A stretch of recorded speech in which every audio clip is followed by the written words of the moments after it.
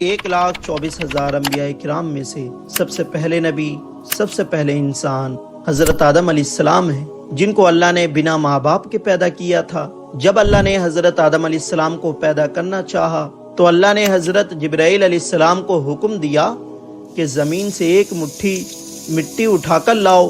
تو حضرت جبرائیل علیہ السلام نے زمین سے مٹی لینی چاہی تو زمین نے پوچھا کہ آپ مٹی کیوں لینا چاہتے ہیں؟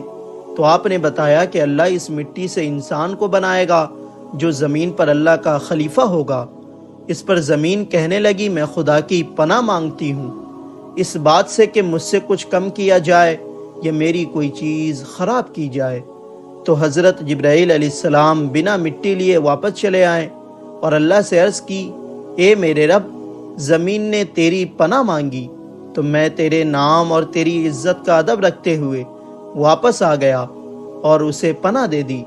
پھر اللہ نے حضرت میکائیل علیہ السلام کو بھیجا تو وہ بھی اسی طرح واپس آ گئے۔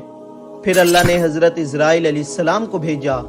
جب زمین نے ان سے پناہ مانگی تو انہوں نے فرمایا میں اس بات سے اللہ کی پناہ مانگتا ہوں کہ اس کے حکم پر عمل کیے بغیر میں واپس چلا جاؤں۔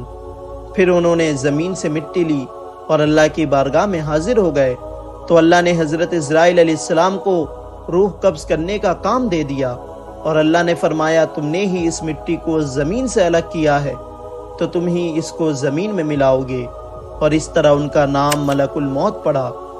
ہمارے نبی ارشاد فرماتے ہیں کہ اللہ نے حضرت آدم علیہ السلام کو ایک مٹھی مٹی سے پیدا کیا ہے جو پورے زمین سے لائی گئی تھی، جس میں لال، سفید، کالی، نرم اور سخت مٹی شامل تھی۔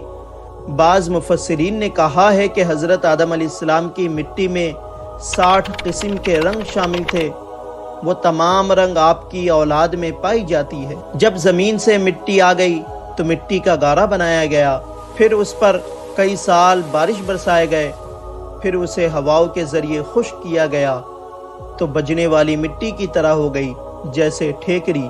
پھر فرشتوں کو حکم ہوا کہ اس کو میدان عرفات کے پاس وادی نعمان میں رکھ دو۔ اس کے بعد اللہ نے اپنے دست قدرت سے حضرت آدم علیہ السلام کا پتلا بنایا۔ جب حضرت آدم علیہ السلام کا وجود بن گیا تو فرشتوں نے پہلے کبھی ایسی خوبصورت شکل و صورت نہیں دیکھی تھی۔ وہ حضرت آدم علیہ السلام کا چہرہ دیکھ کر بڑے حیران ہوئے۔ پھر 40 سال تک پتلے کی صورت میں ہی اسی طرح وہ بے جان پڑا رہا۔ پھر اللہ نے روح کو حکم دیا کہ حضرت آدم علیہ السلام کے جسم میں داخل ہو جاؤ، تو روح نے عرض کیا یا اللہ یہ جگہ نہایت گہری اور اندھیری ہے۔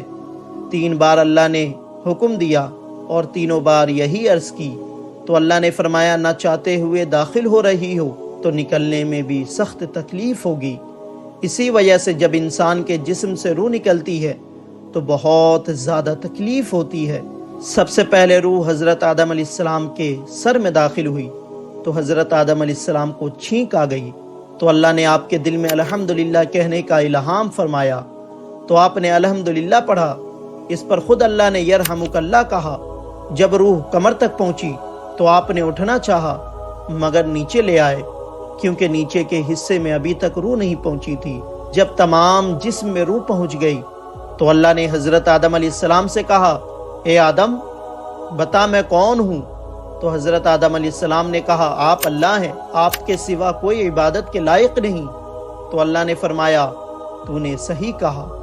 پھر اللہ نے حضرت آدم علیہ السلام کو فرشتوں کی بیٹھی ہوئی جماعت کے پاس بھیجا اور فرمایا کہ جا کے کہو السلام علیکم۔ تو انہوں نے فرشتوں سے کہا السلام علیکم، تو فرشتوں نے جواب دیا علیک السلام ورحمۃ اللہ۔ پھر اللہ نے کہا اے آدم یہ تمہارا اور تمہاری اولاد کا آپس میں سلام ہے۔